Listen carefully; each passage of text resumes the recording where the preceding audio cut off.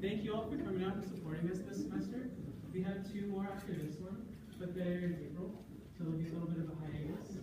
So today, we're lucky to have the local lecturer, Kerri Malloy here. He got his bachelor's in Native American Studies and Economics from Humboldt State.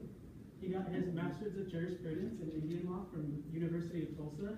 He's currently a PhD student from Gratz College, and he's studying Holocaust and Genocide Studies. And so, yeah, he's a lecturer at Humboldt State right now in the Native American Department of Native American Studies, and he teaches in the Law and Government pathway. So I'll just let him take it away. All right, thank you.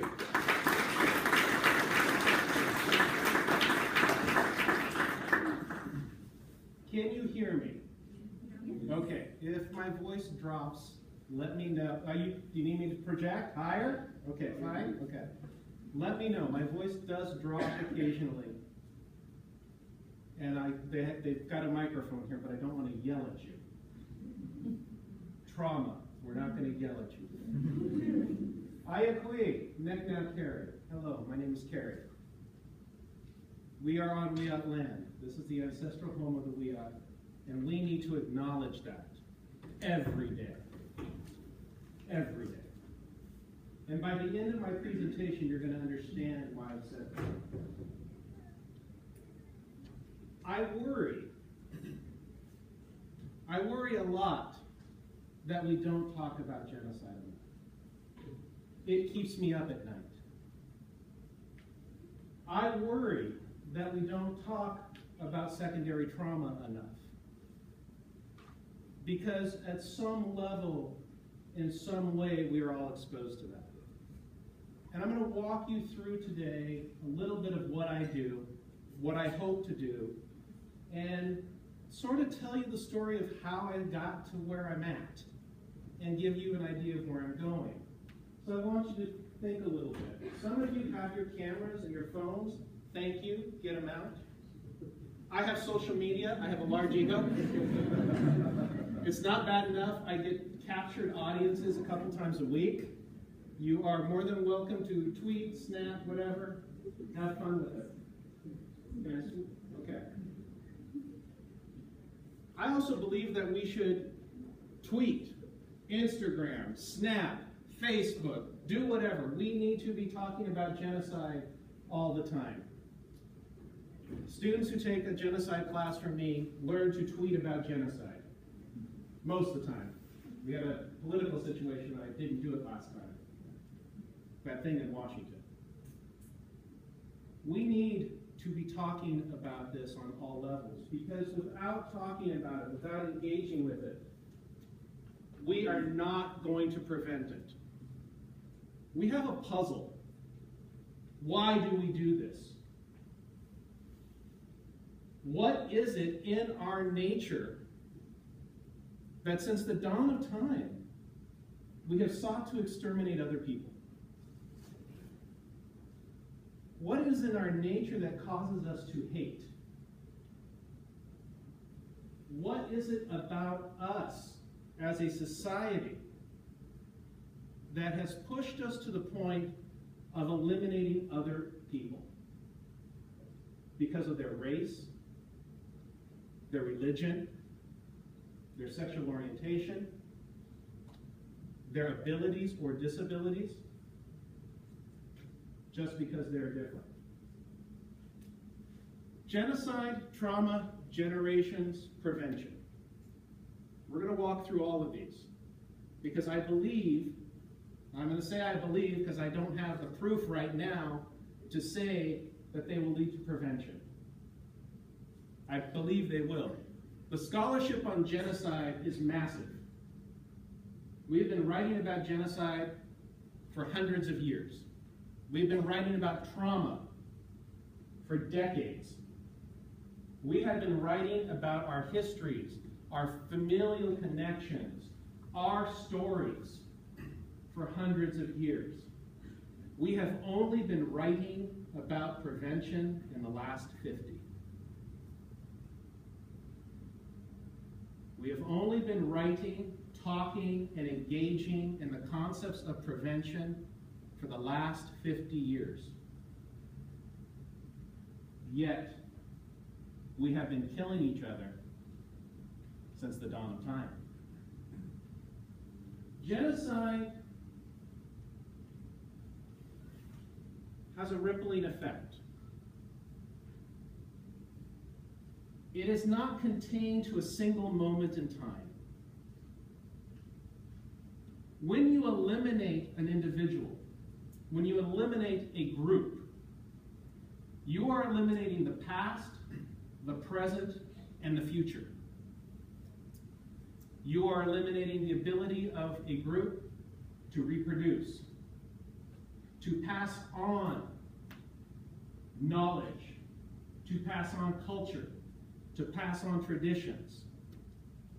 You are stopping that group in the middle of time. And you are ending that knowledge base and relegating them to the yellow pages of history. We are erasing them from our collectiveness. We don't think of it like this. We don't think about what that actually does, not just to the group, but what that does to us as individuals. Working in this field, I hear from Holocaust survivors constantly. I have talked to the survivors of the Tutsi genocide. I have talked to the survivors of the Balkan Wars. I have talked to my own family members who were subjected to the boarding schools of the United States. That is an imparting of incredible emotion and stress onto an individual. That is the passing on of the genocidal experience orally, visually, and very deeply emotionally. The National Center for Childhood Trauma and Stress defines secondary trauma as secondary traumatic stress is the emotional distress that results when an individual hears about the first-hand trauma experiences of another. I am here to traumatize you because I don't know any other way to share this story. We don't necessarily think about that's what we're doing when we teach this. We don't think about it when we're engaging with it. But those of us who have decided that this is the pathway we are going to take to work within genocide studies, we have made the conscious choice at moments to take on the burden and emotional stress of others, of entire populations. When you choose to take one of our courses, when you choose to go into a class that wrestles with the ideas of race, difference, power, privilege, you are making a choice, even if it is just to make that GE credit. You are making the choice to be traumatized. But I doubt that's actually how you think about it. I doubt that is how we collectively think about it. I do not start off my courses, I do not start talking about these things by telling people I'm going to traumatize them. They drop the class. But I do set it up to say, we are going to deal with the hard things.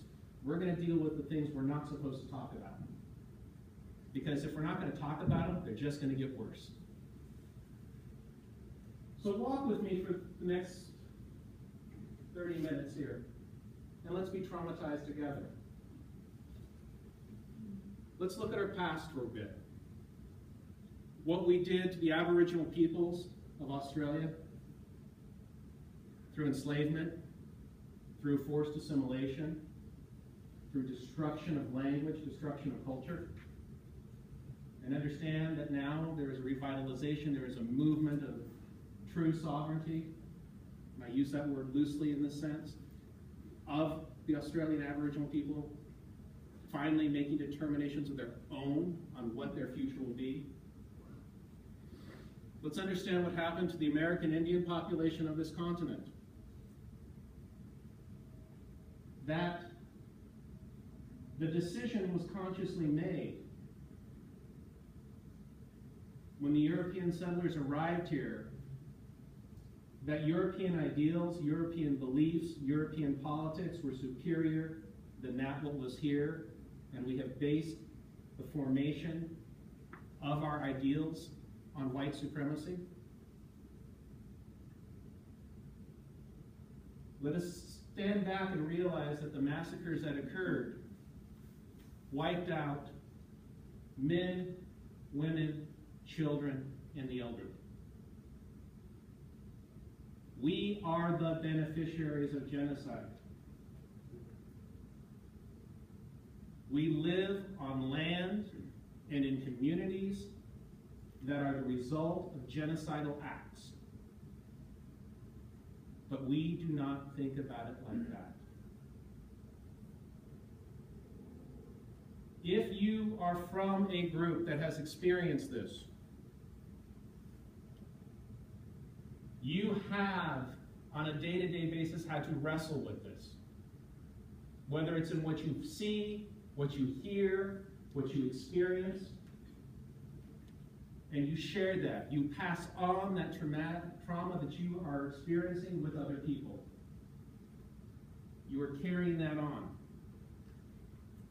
We don't talk about the fact that when the Dakota 38 were put to death on December 26th by President Abraham Lincoln for fleeing their reservation in the Dakotas in order to find food, that when they were hung and they were buried in a mass grave, that the doctors of the local town of Mankato came out and dug up their remains to use for scientific experimentation.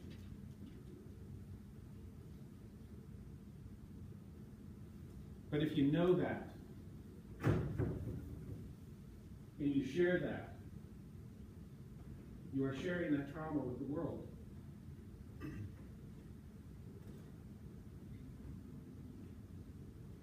We began to recognize as a global community that this area of humanity needed to be explored and studied when the Holocaust happened.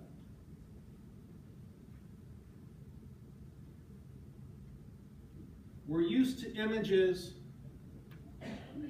of the prisoners of Auschwitz in their striped pajamas. We don't necessarily ever get to see them as average, everyday people walking the streets and sharing their familial life.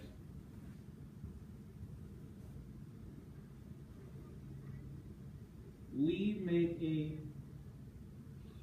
wall in our minds that allows us to separate the victimized from the reality of what they lived before. Because it's easier.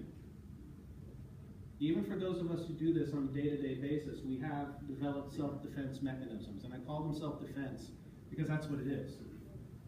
You have to keep pushing back so this doesn't take over.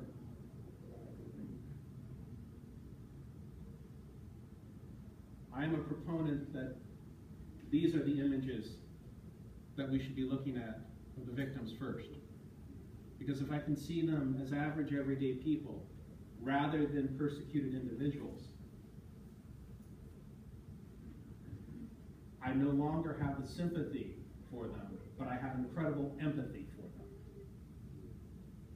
I do not see them as something to be pitied or something to be cried over. I see them as something that needs to be corrected, and needs to be lifted up, and needs to be held up as an example of what we should never, ever do again.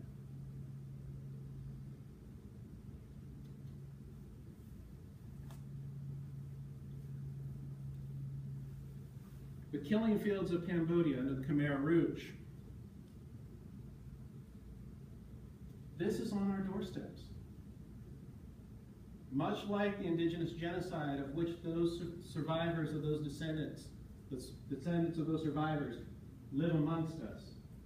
Much like the descendants of the survivors of the Holocaust, the Khmer Rouge, the survivors of that live amongst us. They are part of our communities. They are part of the fabric of our country, of our world. Their experience is no less than anybody else. and they continue to share that. They impart what they experienced, what they went through. They share their trauma. They pass it on to us. Yet, we have failed to act. We have failed to act in the sense that learning from our own history as a country, learning from what we call the greatest, darkest period of world history of the destruction of 6 million Jews, to what we saw happen in Cambodia, we sit on the sidelines while the Yazidi, the Rohingya, face mass extermination. Because we want to avoid the experience of having to engage with the darkest part of ourselves. We talk about genocide of the modern era. When I talk about this in classes, students think of gas chambers, they think of guns, they think of mechanized ways in which to destroy the human being. Yet, the genocide of the Tutsi was entirely done with hatchets, orchestrated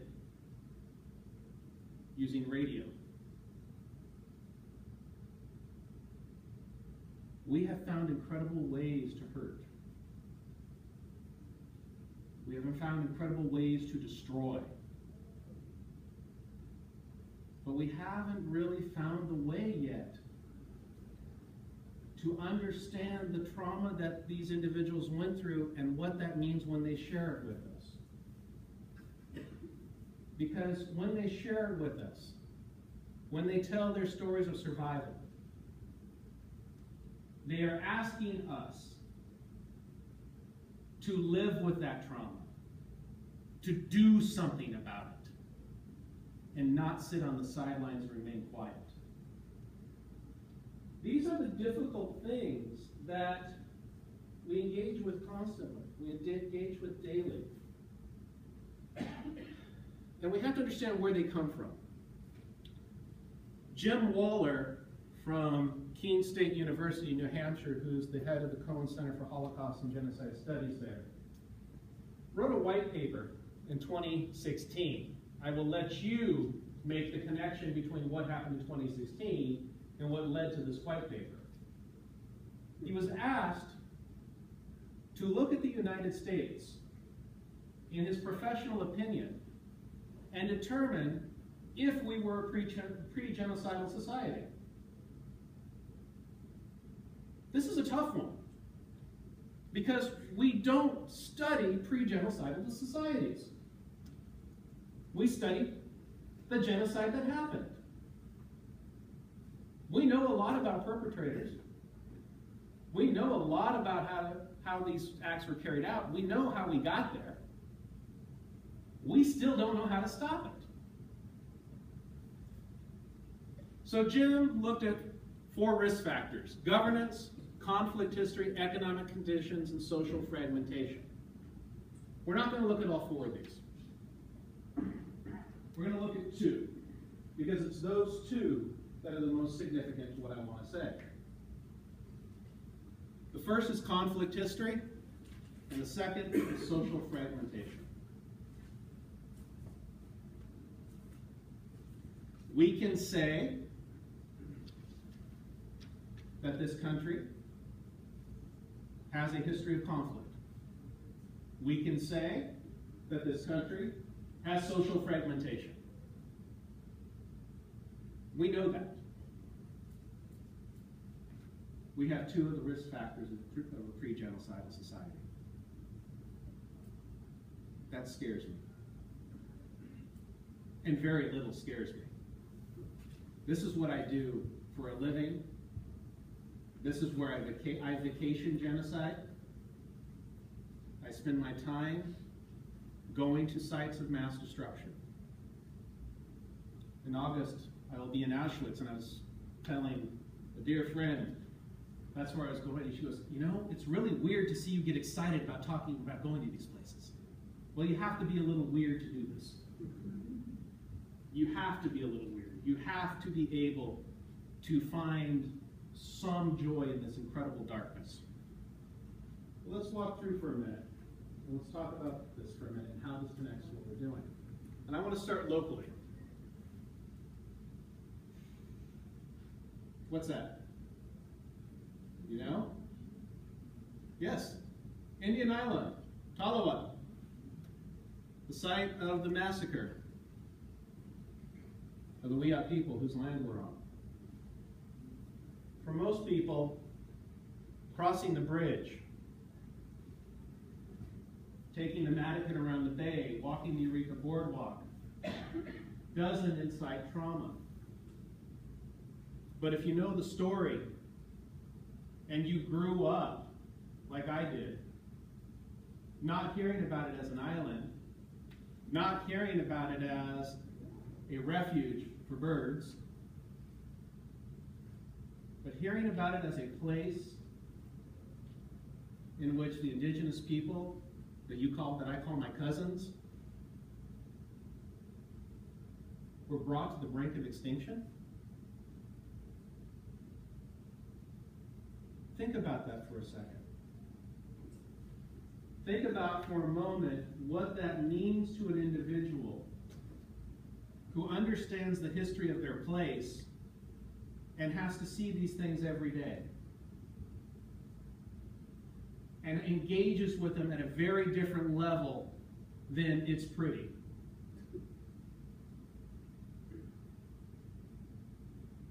Because you can't, I can't, go by that island and see it as just a mud flat where birds are, where there's restoration work goes on. I see it as its whole history. You see places that you know from the places that you are from in their whole history. You know the stories. You know your family stories. You know the stories of your place because somebody told you. Someone felt that it was so significant that you know this, that they made the decision to pass on and engage with you in a system of secondary trauma. You didn't experience it yourself, but you feel it. You understand it. Yet, what do we do with it? How do we transform that into something that combats the greatest evil we have ever known?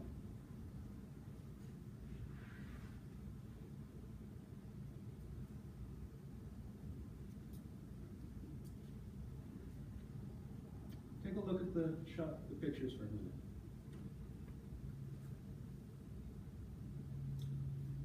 To most people, these are just pictures. They sort of look like a mugshot, minus the name and the plate with the numbers on it. This is the very first exposure I ever had to see my great-grandfather. These are pictures taken by Alfred Kroeber, an anthropologist from University of California, Berkeley, when he used to do his work on the Yurok people here. These are the only pictures that I know of that exist of him. And they show him as a subject. They represent him as something to be studied, something non-human.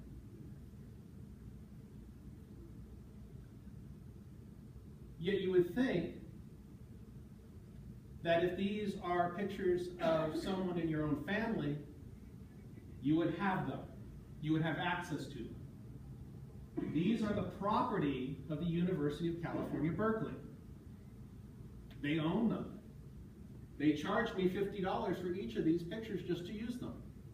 They told me I could use them once. I just keep using them. They can send me a bill. I don't mind. I'm good at sending notes back.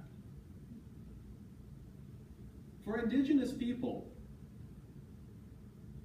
we don't understand museums in the same way most people do. Most people see museums as grand collections of artifacts and a place to engage with things you'll never experience. When we walk into them, we actually see our relatives in cases being held as prisoners. They're prisoner of war camps in America. Because if I have to think about Indian Island in particular, I have to think about Talawat.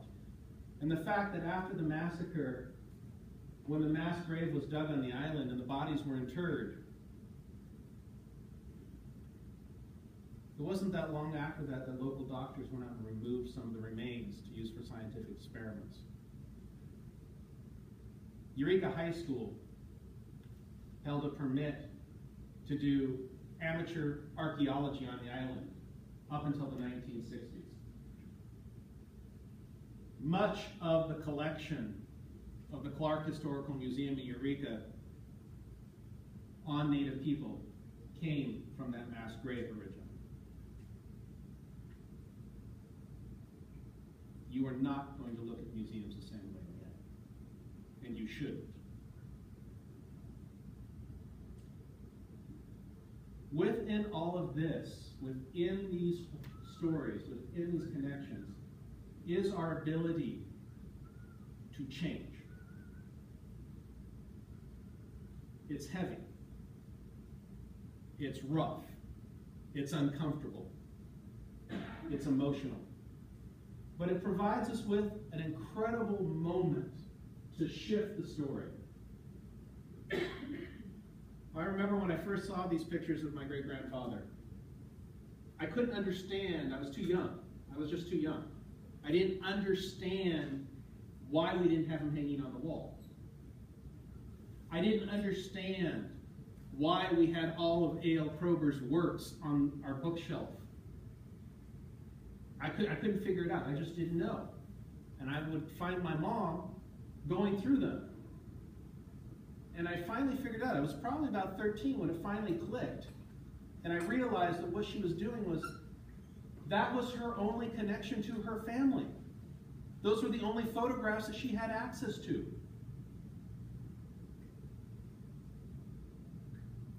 Because we were something to be studied.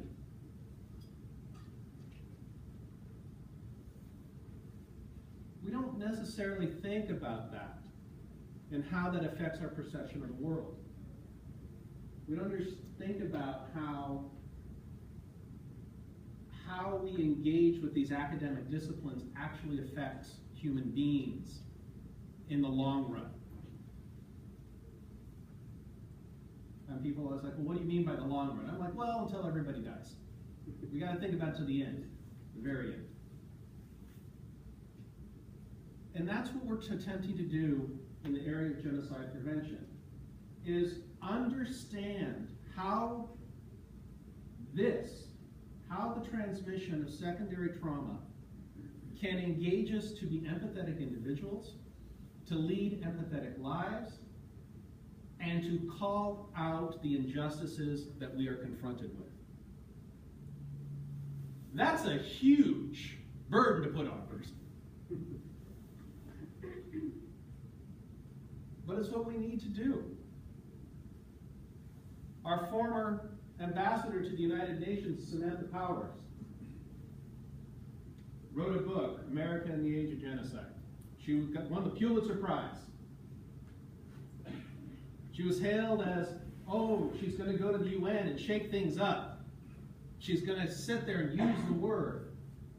The presidential candidate at the time, Barack Obama, said he would call out the Armenian genocide as a genocide, whether Turkey liked it or not. They had 8 years. They didn't do it. They had 8 years, and they didn't do it. Because to do it means you have to do something about it. You have to act. You have to engage with it.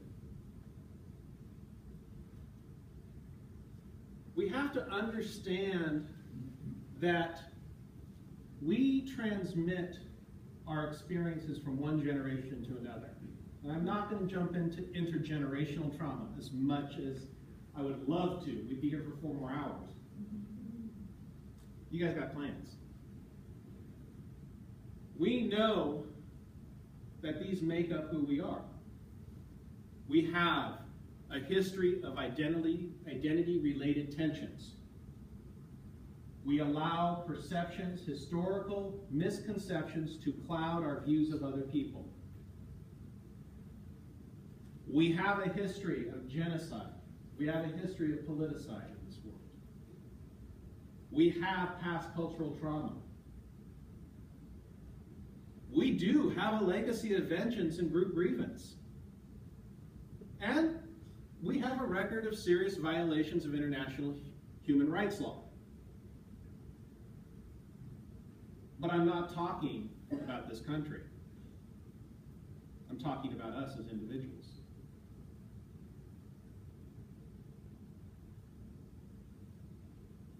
There's a lot of work in genocide prevention that we have to do this on a national level, that we have to change the mindsets of the government. You can't change the mindsets of the government until you change the mindsets of the individuals that elect those governments, that run for those offices, that make those decisions. When we begin to look at the factors that we use for a society, and we begin to think about how this affects us, how we have participated in this, how have we done this, we shift from a national discussion to an individual. We are being forced to wrestle with ourselves and with all of that baggage, all of that information that others have transmitted and given to us. Where do we fit in this? What is the next step? How are we going to maneuver with this? We have a history of social fragmentation, identity-based social divisions, demographic pressures, unequal access to basic goods and service, and political instability. Once again, I am not talking about the government. I'm not talking the national system. I'm talking about us. How we deny others access. How we engage in the identity-based divisions. Because I can tell you right now, under the right circumstances, given a charismatic voice, given the right tools, it would not be hard to turn any of us in this room into a killer. Because remember, the people who committed the atrocities of the Holocaust, the atrocities of the Balkan Wars, the genocide against the Tutsis, were average, everyday people. They were just like you. Many a gas chamber guard, at the end of the day, after exterminating the prisoners in the concentration camp, would go home and play with their children, have dinner with their family, and socialize. They developed a psychological barrier in their mind to shield one part of their life from the other. Yes, they had high rates of alcoholism. That's probably how they did it. But if we can engage with this at an individual level, if we can engage with how we are living with this and how we are engaging with everyone around us and functioning, we can begin to make those movements, those changes that need to happen so that we can move away from this. We can begin to actually put solid prevention measures in place, that we can begin to identify the problems long before they're happening and deal with them rather than allowing them to fester. What happens when we begin to have a national dialogue and actually openly talk and engage with what we did to the indigenous people in this country? And then the minute we're done with that, we need to have a national dialogue about what we did to the African slaves that were brought to this country. But that makes us uncomfortable. We don't want to talk about it. We don't want to engage with it. And until you engage with that, until you engage with the trauma that has been inflicted on other people, we are not going to get to the spot of genocide prevention. We're not going to stop these. If we were there, we would have military forces in Myanmar stopping what has happened to the Rohingya. But they barely make the news.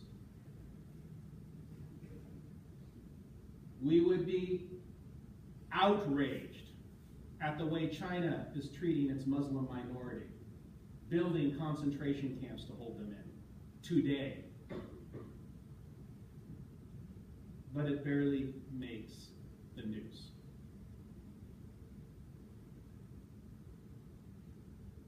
What happens when we begin to exercise and engage? What happens when we begin to understand that the stories that my family told me were not there to hurt me, but were there to strengthen me? And that when I share those with others, it's to help strengthen them so that we can begin to figure this thing out. And we can begin to understand that no one group is actually better than the other. That we can engage and have a dialogue that does not necessarily mean we're going to agree on everything when we're done. That we can allow difference.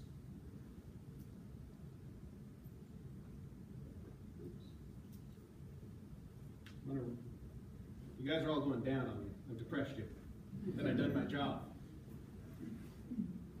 I want you to take a look for 1 second here at this image of the United States, Mexico at night. People always like, that's always a pretty image you show. But I don't see that. Because every one of those lights, points of light, indicate the beneficiaries of genocide. It indicates that we attempted to erase and replace.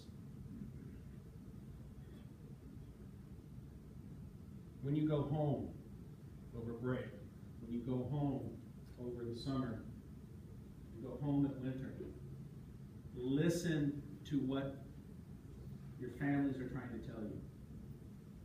They're not telling you these stories to depress you. They're not telling you these stories to make you feel bad. They're telling you these stories because you need to know this. You need to know what happened so that you can figure out how you're going to deal with it, how you're going to deal with the trials that are coming at us. I wish I could stand here and say that this is all going to stop, but I can't. I wake up every morning to the same email. That same email every morning lists the acts of violence and mass atrocity that have happened somewhere on the planet. That's how I start my day. And everyone's like, why don't you start with something happy? I said, well, I could do that. But let me see what's really going on first, and then figure out how to engage with the world. Whatever you're going to do, you're going to end your time with us here at HSU. You're going to go out there, in that real world. How are you going to change it? How are you going to live with the secondary trauma that you've been gifted by your families, that you've been gifted by your professors, that you've been gifted by just coming here today? Because it's a gift. And it takes a long time to realize that. Because our general response is, oh, they're going to tell that story again. I don't want to hear them. They're gifting you something very, very powerful that could help you stop it from ever happening again and raise the awareness that we have. Thank you.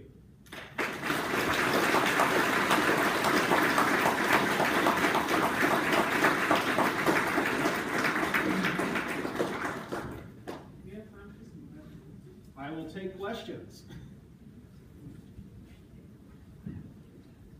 Yes. Hey. For the map, what's the distinction between the orange and the blue lights? You're asking me a technical question? I don't know. Complex fluorescence, I guess. I don't know. Yes.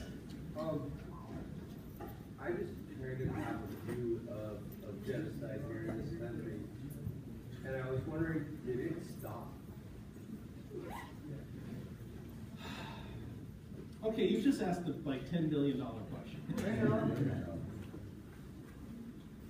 It's, you know, the best way I can answer this is we have a legal definition under the UN Convention for the punishment and prevention of the crime of genocide.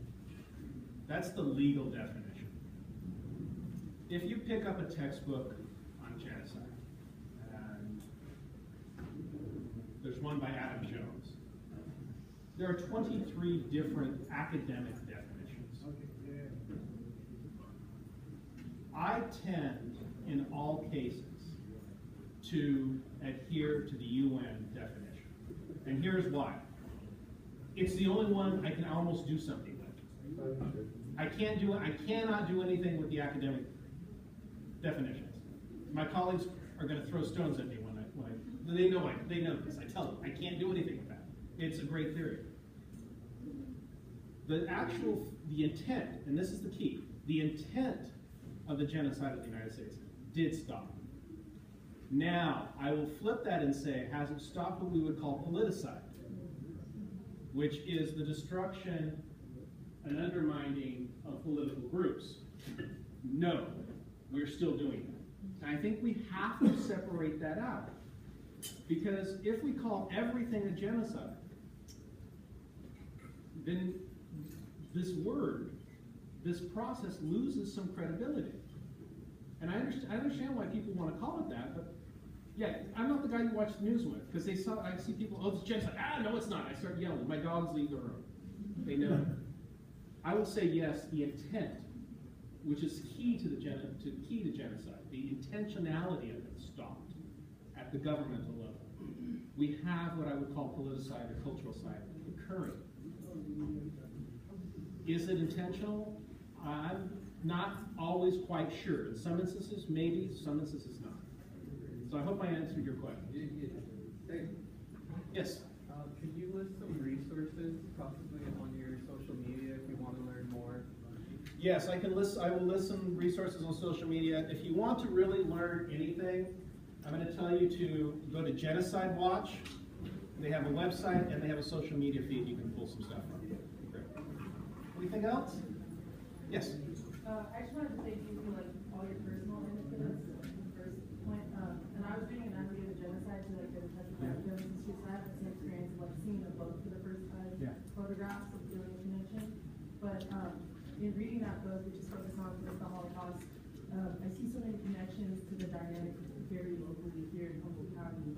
And I was just curious, how you suggest approaching this. What I experienced is there's dual histories here, where folks don't, there's a lot of folks who don't recognize the history of Humboldt County, or how do you engage in a dialogue with folks like that? Because I see this similar thing where it's there's this violent history, folks coexist long enough, the families are very, mixed now, and everyone kind of lives neighboring, and that's kind of what went on in Europe, was everyone was coexisting with one another with these deep resentments, and then all of a sudden neighbors are killing each other. And I just sense this similar dynamic here where it's very much under the surface. And I don't know, how do you engage in dialogues when there are these dual histories? I guess they're taught at a local community level, and what we're taught here on campus seems a bit different. I don't know, that's a really broad question. It's a really broad question, but that's okay. But addressing, I guess, the different versions of history that are told in a way that can forge some truth getting touched on. So I taught the indigenous people's history in the U.S. course here for several years. And most students who would walk into that class, 90% of what I was going to present to them was new. Because we don't teach that class from a general overall U.S. history standpoint. We teach it from an indigenous standpoint, which is we're going to call it what it is and then leave it up to you to decide. when you have two opposing stories, you have to figure out where the commonality is first. Because somewhere in both of those stories there's something similar. If you can make that connection there and understand where the common ground is, then you can begin to do the work. The problem is we tend to look for the Band-Aid solution. And I'm going to go somewhere, you're all going to be mad at me, and that's okay. This is one of my famous minority opinions. Did the removal of the statue of President McKinley from the Arcata Plaza actually fix anything? No. It was a really good, and I'm not saying he should have stayed, I'm just saying, did it fix anything? People rallied to get rid of him. People were cheering and taking photos when he was gone, and I'm sitting there going, but what did it really do? We have to get past the feel-good moments and actually do the work. And I interact with people every day who disagree with my views. I like it. I like the argument. It's sort of interesting. It's fun. But it's also sitting back and listening to what they say and understanding why they're saying it. And it may be they just don't know. And if you can work with people long enough and bridge that gap, you can have great things happen. And that's what happened with Tallowwood. Is it took Cheryl Seidner, her sister Leona, her sister Marion, some individuals from the Historical Society, Eureka Historical Society, getting together and saying in 1992, we're going to start these vigils around February 26th each year to commemorate and remember. That went on until 2014, and through all of that time period, what they were doing is engaging in dually opposing stories to find a common ground so that the city of Eureka could do something no other city had ever done: return land to indigenous people. So my answer to you is, you can't do it quickly. You have to take time. Any other questions? Thank you very much. Have a good evening.